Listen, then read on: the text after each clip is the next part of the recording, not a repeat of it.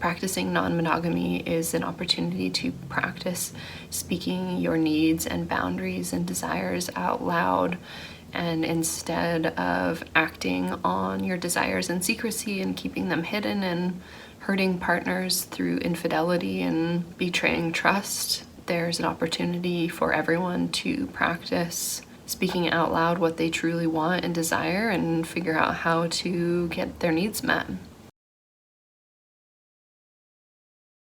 My question is, if 1 in 4 committed partnerships are cheating on each other, I'm curious if they know that they have options. 21% of people say that they are too possessive to cope with a non-monogamous structure, and yet 25% of people cheat on partners. So I think we as a collective have work to do around control and possessiveness and how we think about ownership of other people. And what I've come to learn is that by learning to recognize when I feel jealous or triggered and sharing vulnerably with my partner what's coming up, it gives both of us opportunities to practice self-soothing, to practice co-regulating, and to learn more about our needs and desires and speak them out loud and recognize that both of our needs are valid, even though sometimes they are very different. If you are in a committed partnership and you're considering an affair or infidelity, my invitation to you is, what if you shared that desire with your partner? What if you told them that you had a desire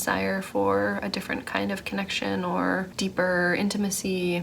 What if you practice being vulnerable with them? Usually my sense is that if one person is considering an affair, perhaps the other partner also has needs that are not being met. I think all relationships could benefit from more transparent communication about needs and desires. So that's my invitation to you. Is there a desire that you've been holding on to that is locked away, that you haven't shared? What would it feel like to reveal that part of yourself and be seen? What kind of a world have we created if we feel like even in our most committed partnerships, we don't feel safe to be ourselves? What would it feel like to fully reveal the wholeness of you to the person that you've chosen to spend your life with? What would it feel like to be seen and held in your truth without shame? And this is not to judge people who have cheated on people. I've cheated on past partners. As part of the reason why I've moved away from a monogamous structure. It's because I wasn't very good at it, to be honest. And I hurt people.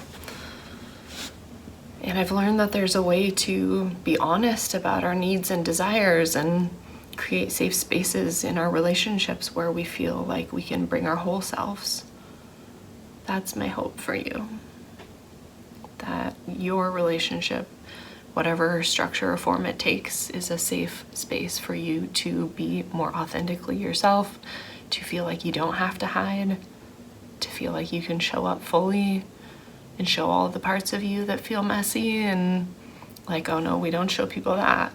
Yeah, it creates fracturing and makes us feel like we have to be small. And my hope is for everyone to learn how to expand their hearts and feel more acceptance and feel less shame. That's why I practice non-monogamy. Not because it means I can sleep with whoever I want. It means I can feel free to be more myself and express the parts of me that for so long I felt I had to hide away.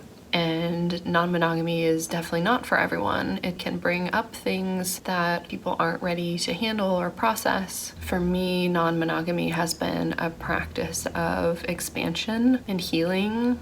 What I've come to appreciate most about my non-monogamous relationship is the space that it gives me to unfold and to be my biggest, fullest self. My desire is to see a world where everyone feels like it's safe for them to express their deepest desires to the ones that are closest to them. Whether you're in a monogamous container or a polyamorous or open relationship, there's no one way of relating that's better than others, but I think a lot of people don't realize that they have options and that those options start by you learning to recognize and speak your needs vulnerably and transparently and holding space for the emotions that your desires may elicit in other people, and having patience and tenderness and curiosity to explore what might happen if the parts of you that you have felt like you have to hide away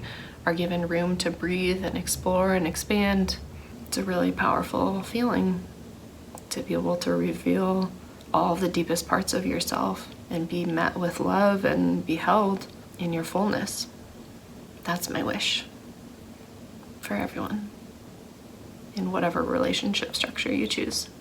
If there's something you've been keeping from your partner, something that feels really true to who you are, maybe it's a part of you that feels like you have to hide, maybe you're carrying some old stuff, some old stories that maybe you could put down about what's acceptable and appropriate.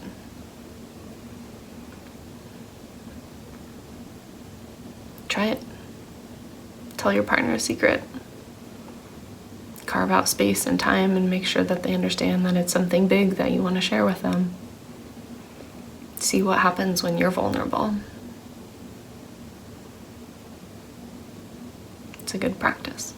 Just some things to think about. Sending you love on your journey.